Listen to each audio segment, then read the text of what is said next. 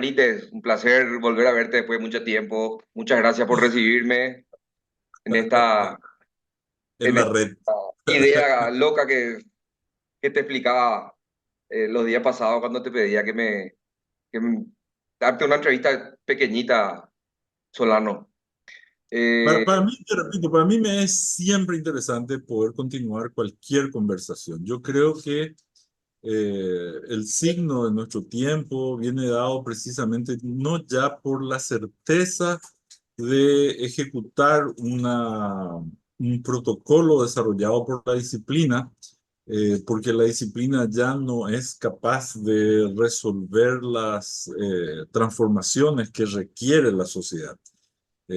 Podés llegar a entender que si el 60% de la población del mundo vive en la línea de la pobreza y de eso el 50% vive en miseria, los arquitectos están siendo entrenados para dar una respuesta al 5%, al 10% de la población mundial y en general arbitra, digamos, esas inequidades, construyendo fuertes lazos de indiferencia.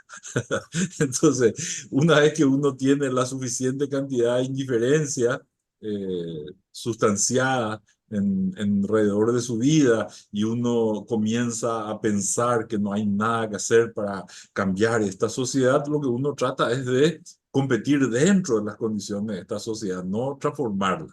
Y cuando uno compite dentro de las condiciones de esta sociedad, en realidad se convierte en una suerte de funcionario o operario de una disciplina que en realidad, en términos de mejorar la condición de vida de las personas en el planeta, está siendo incapaz de decir absolutamente nada. Por lo tanto, si creemos que la educación es una idea interesante en compromiso con la construcción de un nuevo tiempo, arbitrando la posibilidad de producir los nuevos conocimientos que demanden una nueva condición societaria, rechazando la idea del marketing o del mercado como placebo o remedio de sociedad e intentar construir dentro de la propia idea de que entre todos estaremos mejor si nos comprometemos a hacerlo, un universo de posibilidades para nuestro, no soy joven todavía, pero para mis nietos, que espero gracias, tengan una gracias. abundancia, y todo eso. Sobre todo en abundancia de calidad de vida para ellos. Dicho eso, te repito, creo que más importante que estar enseñándole a las nuevas generaciones nada, es importante fomentar los procesos de aprendizaje de las nuevas generaciones. Y fomentar los procesos de aprendizaje es renunciar precisamente muchas veces a la idea de entrenar, a la mano de obra que demanda el mercado para ser útiles a esta sociedad. ¿Quién quiere vivir en esta sociedad? Yo creo que acá en este país todo el mundo intenta depredar de la manera más rápida posible los recursos que tenemos para ir a comprar calidad de vida afuera. Y eso es lamentable porque ya no hay afuera. Sí, Dicho, realmente. No, pero es cierto, entiendo lo que decís. Lo único que me fundiste una frase que suelo usar mucho que dice, un arquitecto no ve, y conoces de quién viene esa frase o de quién tomé la frase. Un arquitecto no ve pasar el mundo, sino que lo transforma, claro, ¿verdad? claro. Entonces, qué sé yo, pasa un poquitito por ahí, es tratar de hacerle entender a los chicos o a los estudiantes que pasan por nuestras manos la importancia de lo que podemos realmente eh, Aprender. diseñar y aprender, claro. Sí. Bueno, para no sacarte tanto tiempo, podemos ir a a la primera pregunta. Sí, a ver, déjame abrir otra vez. ¿Dónde es que está esto? Un segundito. Te digo la pregunta. Sí, dale, dale. Entonces no tengo que abrir yo. Así te sigo Exacto. mirando. ¿Qué, ¿Por qué elegiste la arquitectura como profesión? Yo creo que fue un acaso, como todo el mundo. como todo el mundo, bueno, supongo que deben haber excepciones, o sea, esa idea de generalizar a partir de las decisiones personales siempre es muy vanidosa, ¿verdad? Todos deberían de ser y seguir el tipo, y así se arman las tradiciones, y las tradiciones es que los demás sean como yo.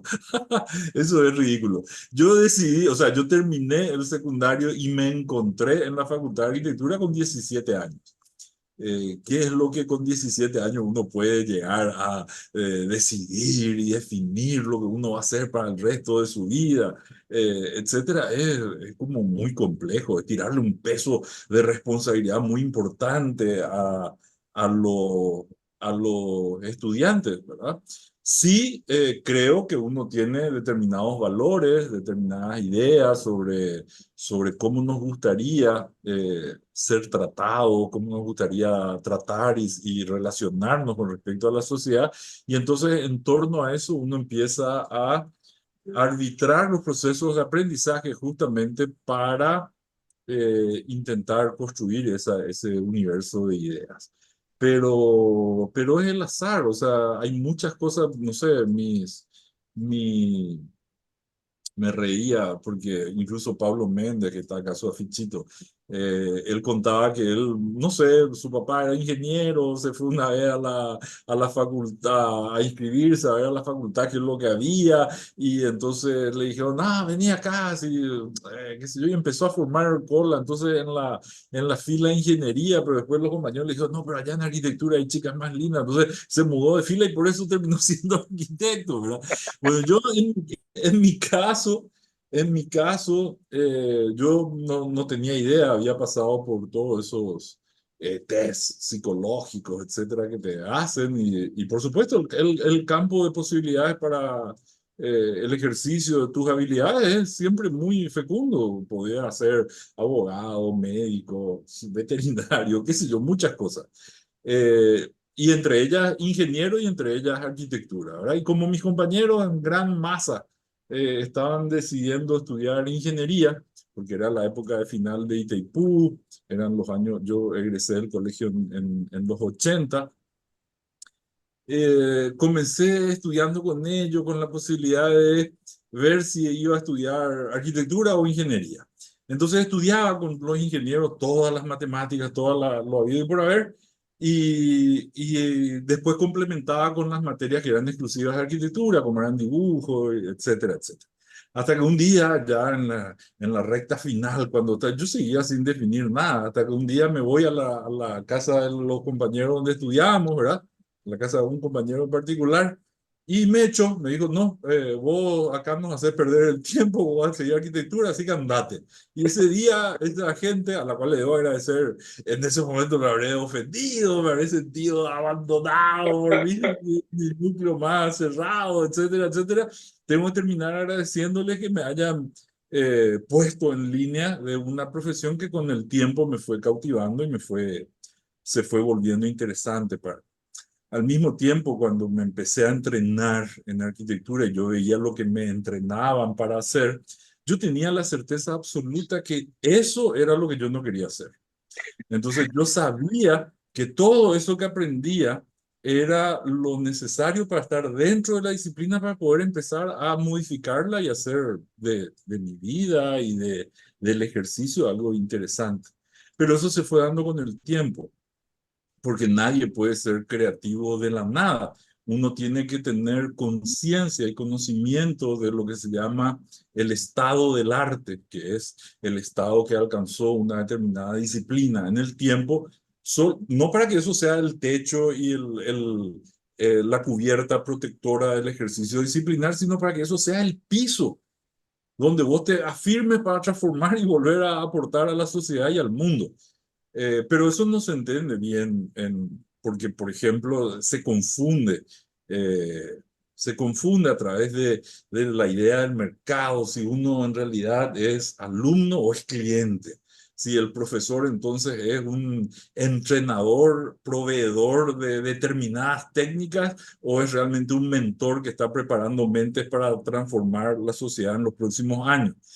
generalmente los alumnos piensan en sus primeras escaramuzas, ¿verdad? Que el profesor debe darle aquello que la sociedad demanda y qué sé yo, y después te das cuenta que de qué sirve que yo sea un experto en hacer la horrorosa realidad que nos envuelve, ¿verdad? Y además me prohíbe que haga cualquier tipo de transformación para estar mejor, lo cual es horroroso. Pero eso es un aprendizaje que uno tiene que dar en el tiempo. Entonces sí creo que la gran diferencia, si yo tuviese que dar un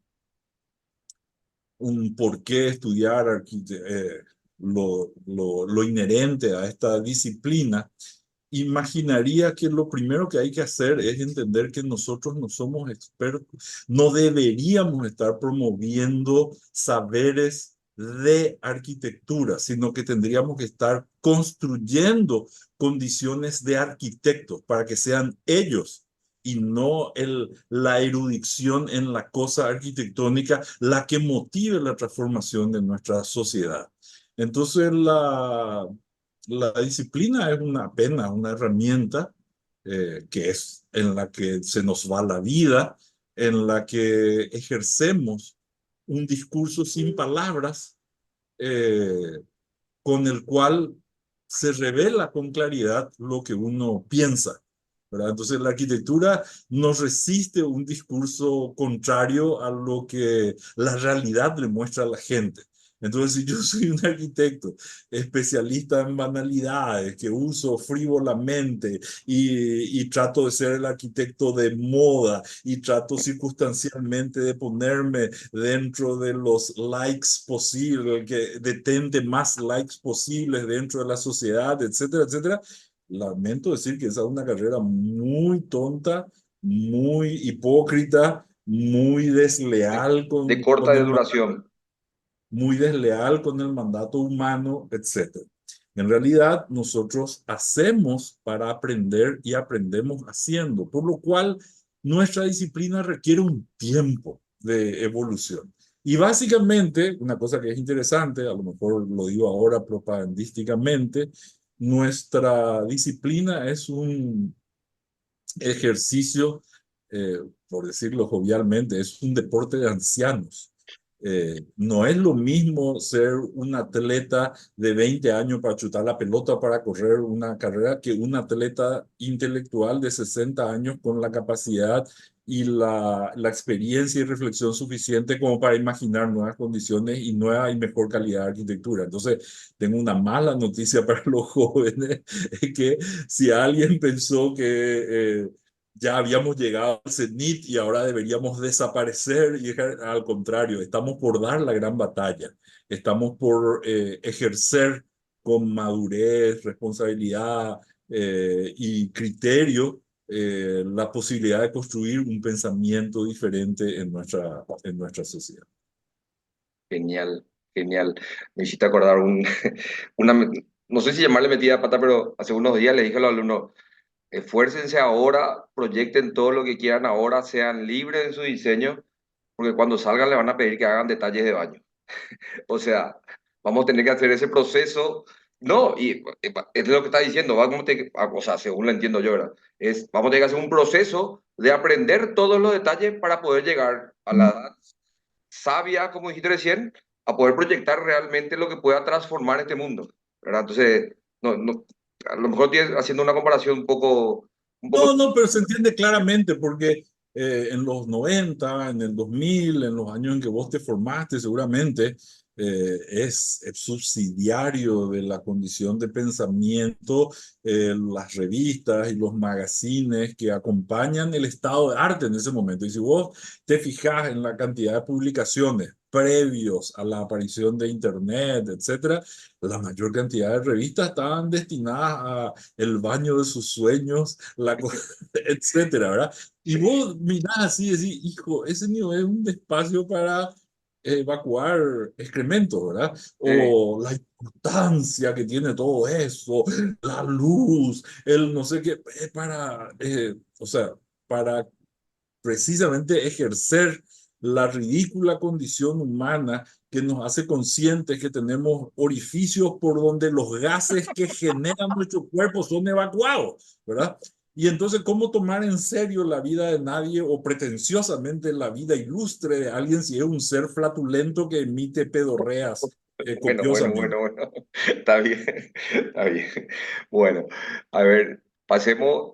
Mucho de lo que dijiste creo que va a estar también en la Ah, o segunda sea, me estás pregunta. diciendo que me vas a censurar. No, jamás, jamás, jamás. Ah, bueno, No, bueno, no, bueno. no, no, por Espero eso, que por eso. pedorrea esté puesto en letras mayúsculas y entre comillas, porque no he Vamos a dicho poner nada.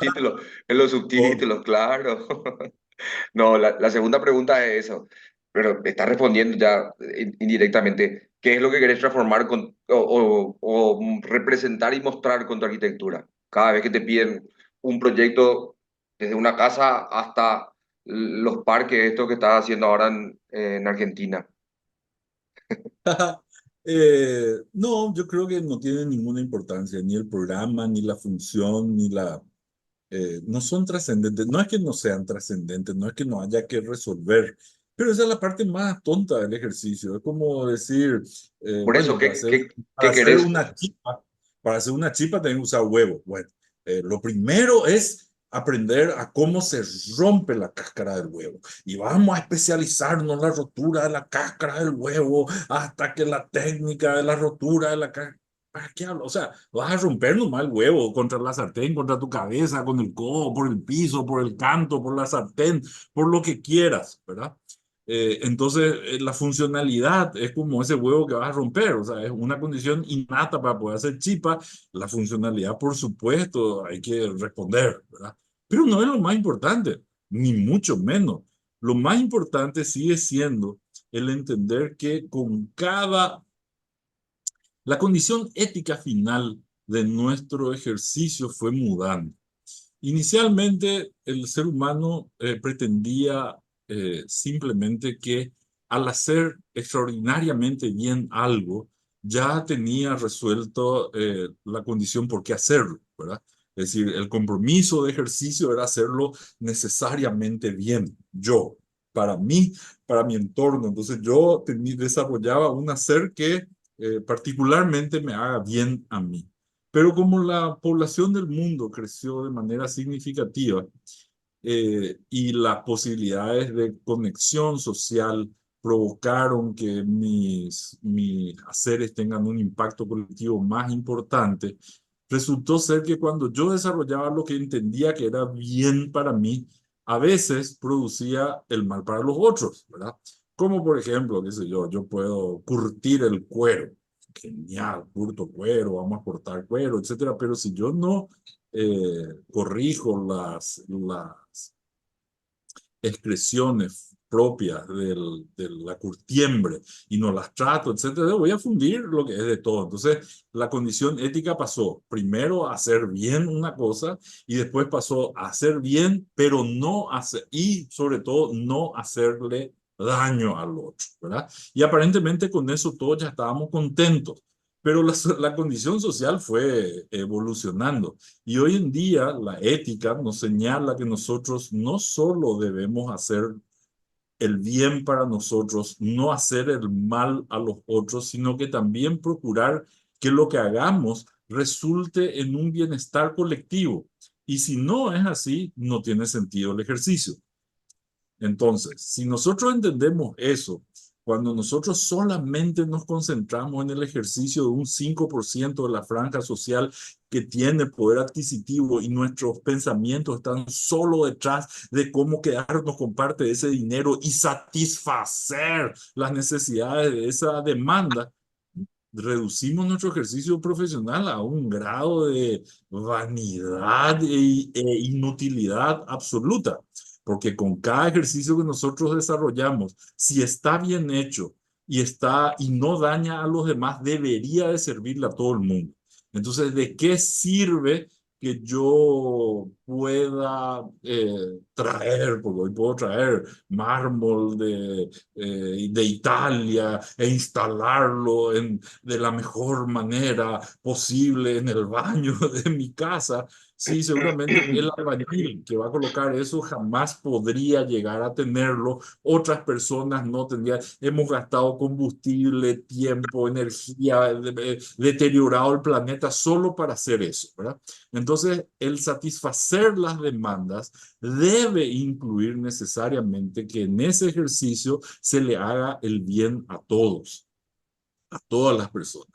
Desde la persona, desde el operario que construye, a la persona que recibe que nos pidió el encargo. Claro que hay que hacerle caso también, pero no es al único al que hay que hacerle caso. No es que es interesante solamente lo que a él le interesa, porque el ser humano finalmente es capaz de vivir con paredes y techo de hielo o en palafitos en la selva o en el borde del mar o en rascacielos dentro de Chicago o Nueva York, etcétera. Entonces, no hay un tipo de ser humano, no hay una única respuesta para el ser humano.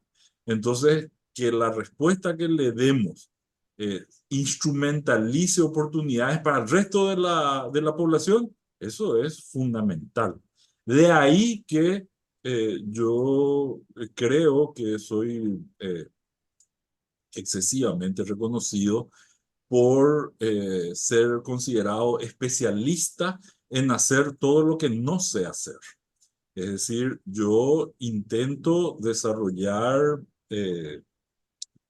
producir conocimiento. Yo intento desde mi disciplina eh, desarrollar investigación y con esa investigación que ya sea proyectual, ya sea constructiva, ya sea de orden económico, ya sea de orden sociológico, etcétera, abrir nuevos horizontes y nuevas oportunidades para todos. Esa es la ética de mi ejercicio.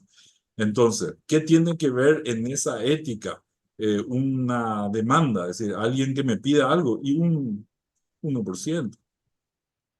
¿Qué tiene que ver cómo yo me preparo para responder a... Y yo no me preparo para responderle a él, yo me preparo para responder qué tipo de vida, qué tipo de legado quiero dejar a las generaciones que vienen, cómo responder cuando mis nietos me pregunten qué es lo que vos hiciste, ¿verdad? Vos no sos de la época en la que se pudrió todo, se echaron todos los bosques, y vos, ¿qué es lo que hiciste? Ah, no, mira, yo estaba haciendo este tipo de cosas como mínimo, pero mejor todavía me gustaría que mis nietos me digan, ¿y cómo hiciste para transformar tan positivamente todo el planeta? O sea, ¿por qué la visión negativa? Desearía que realmente pudiésemos cambiar positivamente nuestro ¿Por mundo qué no te y hicieron caso, abuelito, con tu no, teoría no, y hubiéramos al solucionado revés. tal cosa?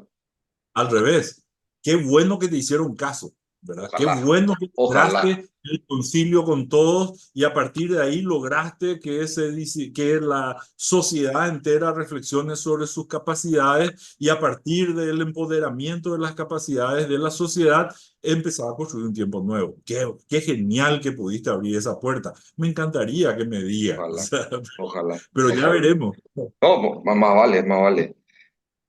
Espectacular. No, se me venían algunas ideas cuando me explicaba todo eso y, por ejemplo, el hecho, para hacerlo una, no sé si entendí mal, o me va a corregir, el hecho de este auge que hay de edificios altos, que vienen los inversionistas afuera a construir vivienda, vivienda, vivienda, que no sabemos por un lado si hace falta tanto, pero es inversión y trabajo para el paraguayo natural, pero de repente son para nuestro país, para nuestro clima, son todos vidriados, todos espejados, le estamos dando calor al vecino, le estamos molestando con la cantidad de servicios que le vamos a tener que dar a ese montón de familias viviendo dentro de edificios altos y no estamos haciendo eso que vos estás diciendo, o sea, de pensar en lo que van a estar alrededor de ese edificio, no estamos pensando en el calor que va a reflejar ese edificio, o sea, tratar de, en tu proyecto o en tu diseño, considerar también esos puntos o tenemos que amoldarnos a lo que la gente ve en las revistas y eso no más quiero. Claro. Claro, el empresario vino y me apuntó con un 100.000 a la cabeza, ¿verdad? Y yo, ay, Shinyanga, yo sé que eso no es así, pero me apuntó con un billetón, ¿verdad? Y como el objetivo de mi vida es ganar ese billetón o hacerme de ese billetón, yo no me pude resistir. Y entonces yo entiendo que eso no está tan bien, pero por lo menos yo gané y puedo comprarle zapatos a Me mi salió lindo hijo. mi diseño. O peor todavía, ¿verdad? Van a gloriarme estúpidamente de un logro, como diciendo, las duchas en Auschwitz eran realmente eficientes. Servían para matar y qué sé yo, pero vos sabés que si no ponía yo ese otro gozo, iba a ser mucho más lento y en realidad lo que hice fue, bueno, en ese sentido, la banalidad del mal, lo que Hannah Arendt y otros filósofos explican es exactamente lo que nos está pasando, ¿verdad? La sociedad tiene una inercia en hacer determinadas cosas. Hemos permitido que mucha tontería aparezca como importante y relevante por el simple hecho de que Ganar plata. signifique un signo monetario diferente y hemos claudicado a la idea de ser una sociedad. Nosotros vivimos, aceptamos vivir dentro de un mercado. De hecho, nuestros hijos estudian en el colegio no filosofía, estudian marketing.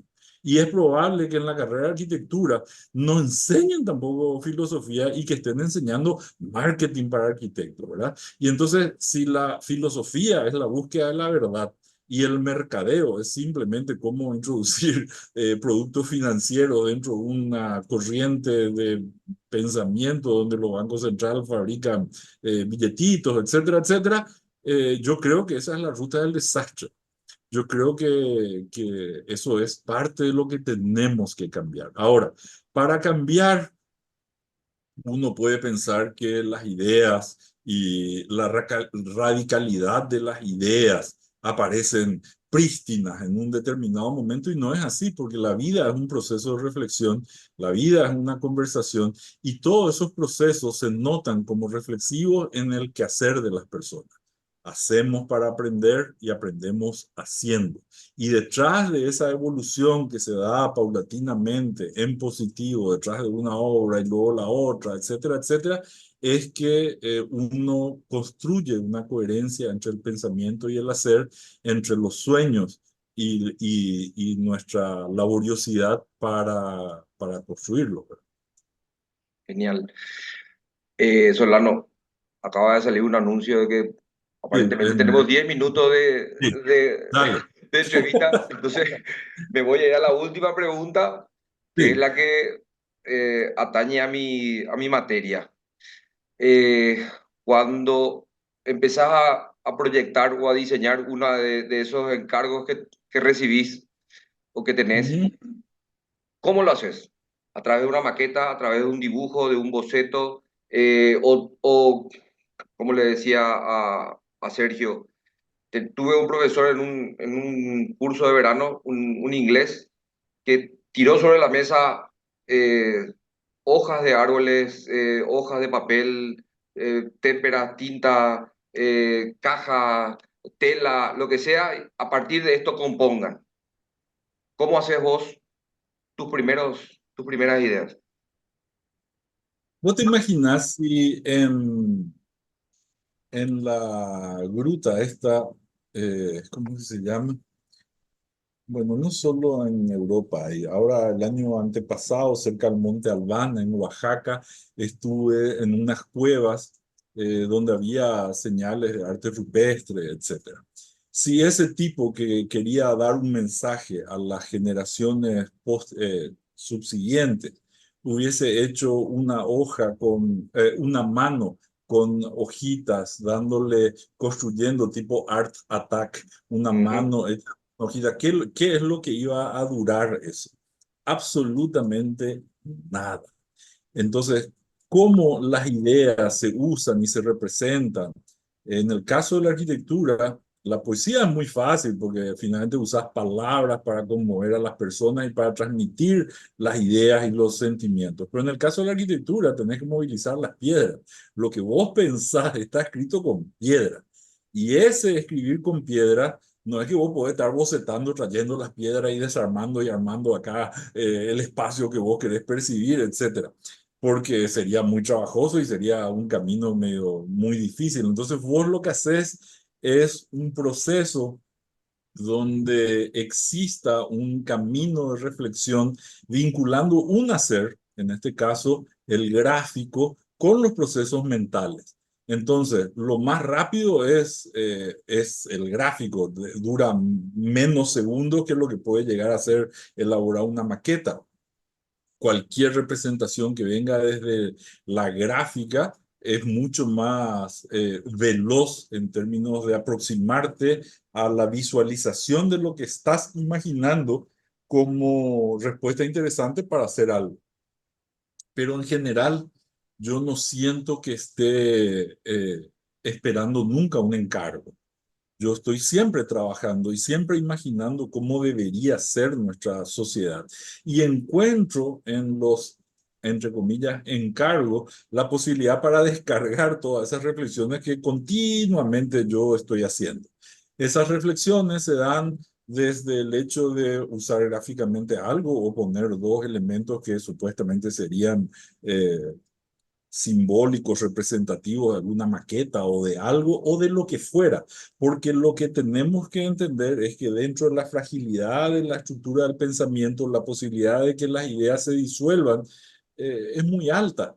Entonces nosotros necesitamos hacer una especie de testimonio para acordarnos de eso que estábamos pensando. No necesariamente es la cosa, no necesariamente dibujamos para representar, dibujamos para pensar. O sea, estamos pensando y movilizamos nuestras manos y movilizamos, qué sé yo, carbón, lápiz, una ramita en la arena, etcétera, etcétera, solo para que quede testimonio de esos procesos de reflexión a la vista. Si esos procesos van a cambiar relativamente rápido, etcétera, entonces lo más cómodo sería que use un lápiz.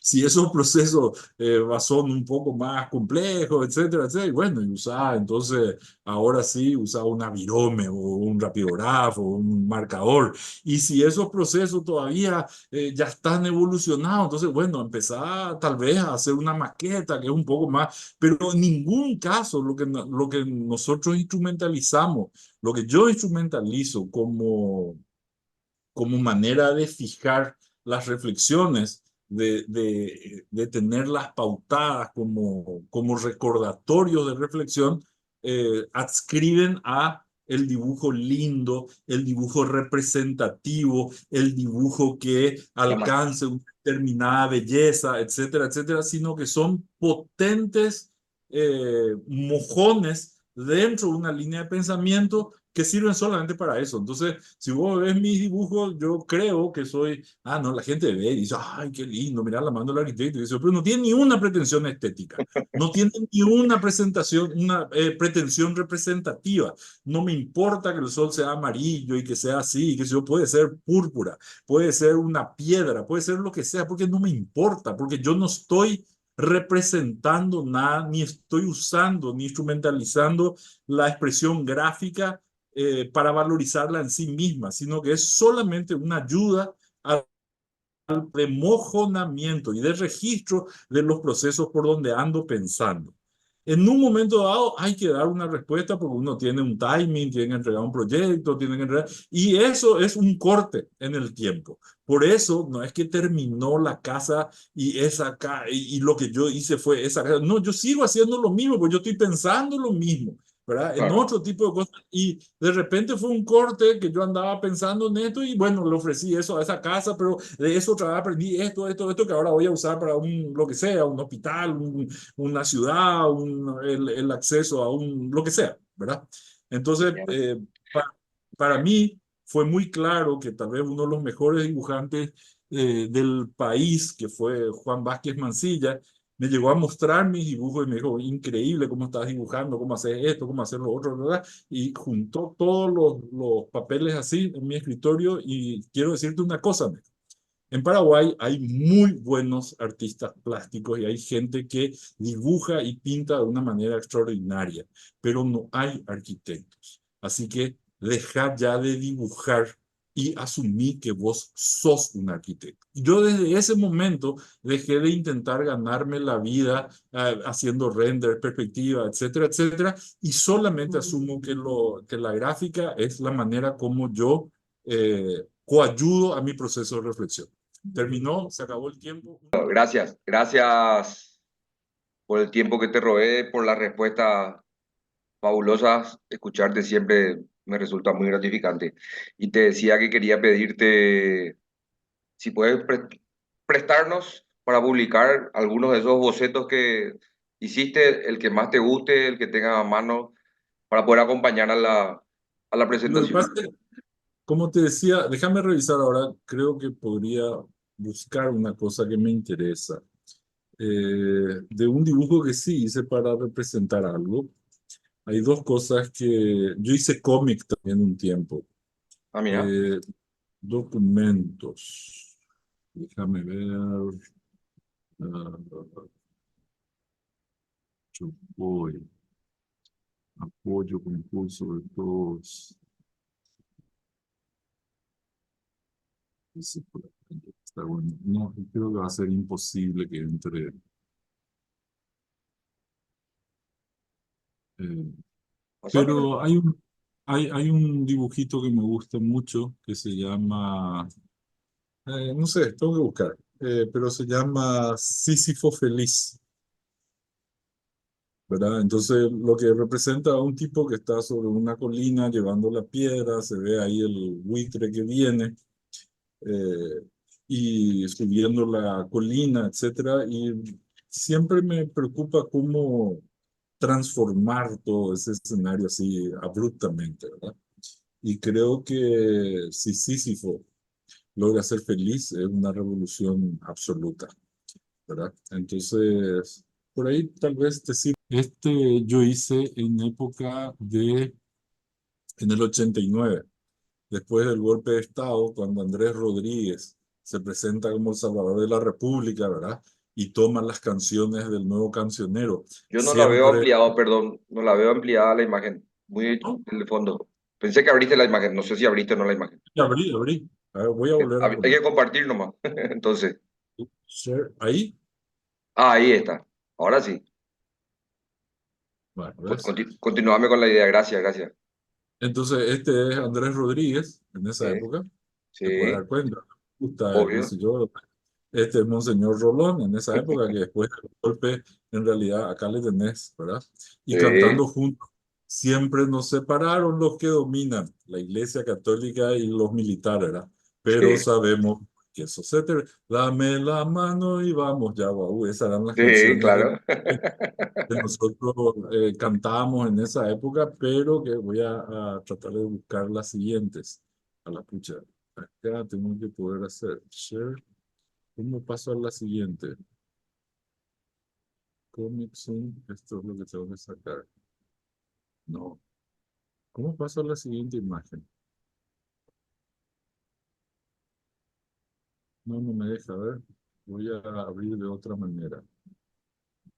Pero es un golpazo para la Iglesia Católica, por ejemplo, y cómo entregó, absolutamente se rindió al asesino, narcotraficante, etcétera, y se reestructuró esta sociedad corrupta precisamente a partir no solo de la colaboración para derrocar el régimen, la colaboración para poder establecer esta narco sociedad, la tuvo también responsabilidad la Iglesia Católica, ¿verdad? Y más todavía, a ver si acá puedo. Ah, a ver, acá ya está. Pero vos no estás viendo esta página ahora, ¿verdad? No, no, no. Ahora estoy viendo Déjame tus ver. libros de apoyo atrás. Entonces, otro de reflexión sobre los curas que me era muy simpático a mí en esa época. Ah, ¿Cuándo este dibujaste libro. esto, Solano? en el 89. ¿Vos estás viendo este ahora? Sí, ahora sí. Sí, sí, sí. Acá está el monseñor, en este caso ya un Sí, obispo, ¿ves? sí, Y le atan a alguien, a un Punandí de la ANR, al poste de la militancia, y el resto de los Punandí están todos ahí enfrente, y el obispo dice, el que esté libre de pecado, que tire la primera piedra, o la séptima piedra, no sé cómo se quiera sí. eh, pensar, ¿verdad? Y Genial. entonces la respuesta es, ¿esta se ve?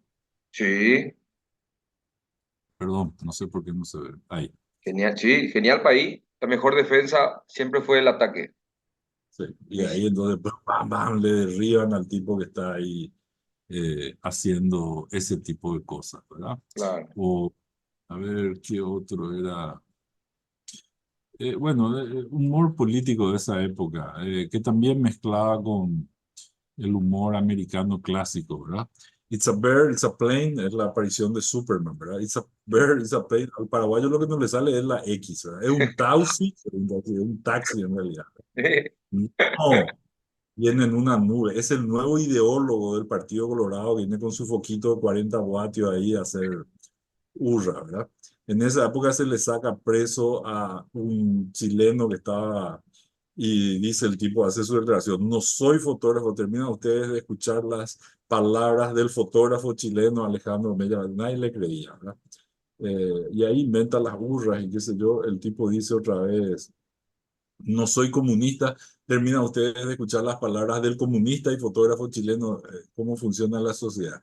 El ideólogo aparece acá, ¿verdad? Dice, dame una A, te doy la A, dame una N, te doy la N, dame una R, te doy la R, dame una S, ¿eh? Dice una S, and res.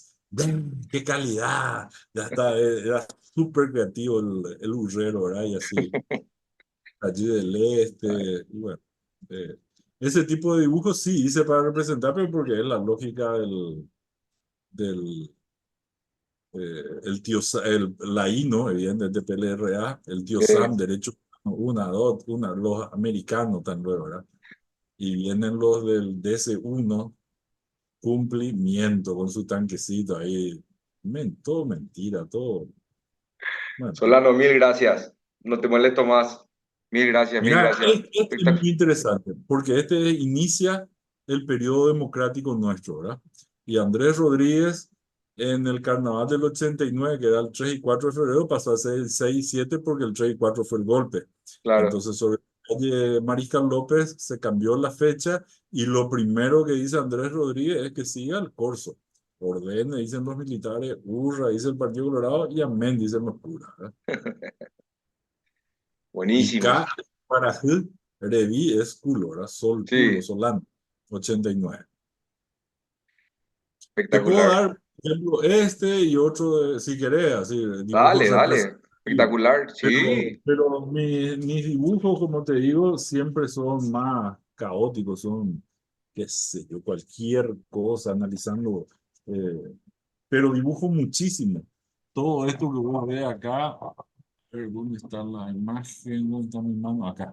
Mira toda la producción gran de Claudio. estos. Y yo Genial. dibujo todos los días, hay una barbaridad, eso, pero no tiene ninguna consecuencia más que tratar de transmitir a la gente que colabora conmigo cuáles son los procesos que estamos pensando, cómo estamos reflexionando, etcétera. Eso. Genial. Muchísimas gracias. Un placer De como nada, siempre. viejo. Hasta la próxima. Saludos a la familia. Un abrazo a todos. Gracias igualmente. Chao, Solano. Chao, chao. Chao, chao.